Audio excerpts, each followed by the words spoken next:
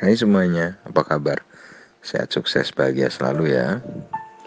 Jangan lupa subscribe, karena subscribe itu gratis. Dan juga tolong bagikan channel ini agar kami dapat lebih berkembang dalam memberikan insight, informasi, dan juga edukasi. Bagi Anda yang sudah mendukung kami dengan mensubscribe dan membagikan channel ini, kami ucapkan terima kasih dari lubuk hati yang paling dalam. Semoga Anda diberikan rezeki, kebahagiaan, dan juga kesehatan yang melimpah. Mari kita mulai insight kita tentang sebuah emiten properti yang sangat terkenal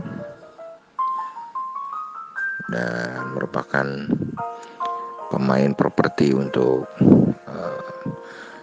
kondominium, mall, dan juga properti kelas atas ya.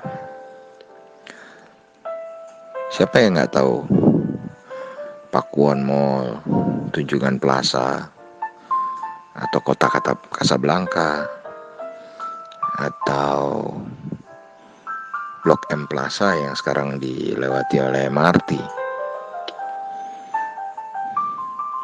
Semua itu adalah mall bergengsi yang dimiliki oleh Pakuwon. Dengan memiliki Pakuwon, Anda seperti memiliki mall yang memiliki recurring income atau pendapatan dari sewa.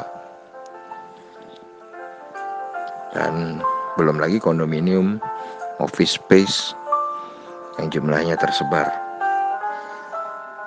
di beberapa tempat di kota-kota besar seperti Jakarta dan Surabaya. Lalu Pakuwon sendiri saat ini adalah saham properti dengan market cap yang lumayan besar dibandingkan dengan saham-saham properti lainnya yang kita tahu memang market cap-nya jatuh atau nilai pasarnya jatuh karena harga saham properti memang sedang di bawah saat ini. Market cap Pakuwon Jati sendiri saat ini berada di 18,88 triliun. Pakuwon Jati listing di pasar modal sudah cukup lama dari 9 Oktober 1989 dengan pemilik mayoritasnya adalah PT Pakuwon Arta Niaga sebesar 68,68% dengan masyarakat memiliki sebesar 31,32%. Kemudian kalau kita lihat memang satu hal yang mengganggu saham Pakuwon ini adalah terjadinya penurunan EPS yang cukup besar dibandingkan EPS tahun sebelumnya yang 56. Tahun ini EPS-nya diprediksi hanya 20. Penurunan yang sebegitu dahsyat memang disebabkan dua hal. Yang pertama memang ada pengaruh dari COVID-19 sendiri yang menyebabkan ya pasti ada kelesuan di bidang penyewaan mall dan kondominium.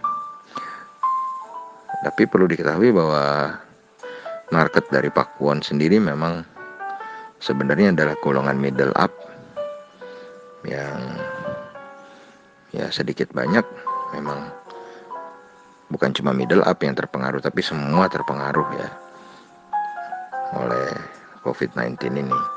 Tapi sebenarnya kalau kita bilang penurunan yang paling banyak, Anda bisa buka di laporan keuangan lengkap Pakuwon bahwa sebenarnya penurunan laba Pakuwon yang terbesar itu adalah berada dalam hal rugi dari kurs mata uang, di mana terjadi perbedaan rugi kurs mata uang yang cukup besar di sana, sebesar 500 miliar lebih. Kemudian kita lihat salesnya sendiri, sebenarnya Pakuwon mencatatkan sales sebesar 1,97 triliun dengan aset 26,49 triliun, dengan liability 9,46 triliun, dengan equity 14,19 triliun, dan net profit 482,55 miliar. Memang dengan EPS-nya yang kecil 20, maka kalau kita hitung dengan nilai wajarnya adalah per kali 10, maka seharusnya harga wajar Pakuan 200 ya. Murah sekali. Ini menghasilkan price earning ratio-nya menjadi 19,6. Jadi saham Pakuan saat ini kalau kita lihat dari price earning ratio terjadi jadi mencolok sekali ya. Per-nya kelihatan tinggi sekali karena memang labanya, earningnya sedikit sekali. Kemudian kalau kita lihat dari segi book value-nya sendiri, book value Pakuan saat ini ada di 295.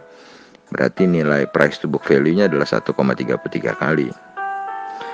Memang kalau kita lihat secara valuasi, maka valuasi Pakuan saat ini adalah tinggi atau mahal. Tapi kalau kita lihat dari segi NPM atau net profit margin Pakuan ini cukup besar, sebesar 24,44%, dengan return on equity atau ROE sebesar 6,8%. Jadi secara net profit margin sebenarnya Pakuan tidak mengalami masalah. Dan secara rasio utang pun Pakuan cukup sehat, dengan mempunyai debt equity ratio yang sebesar 66,67%. Masih cukup sehat ya, masih di bawah 80%.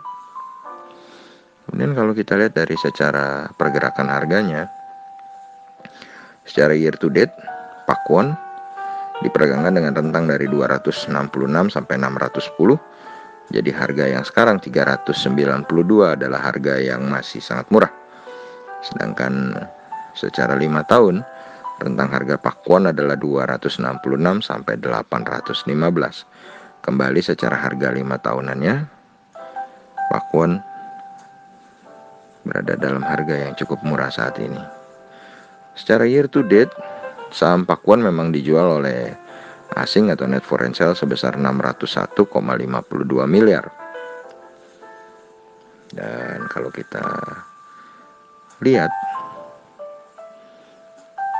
secara fundamental, tadi saham Pakuan secara valuasi mahal, tapi secara net profit margin masih baik. Dan kalau kita lihat secara harga saat ini adalah harga yang murah atau harga yang terdiskon. Bagaimana dengan Anda?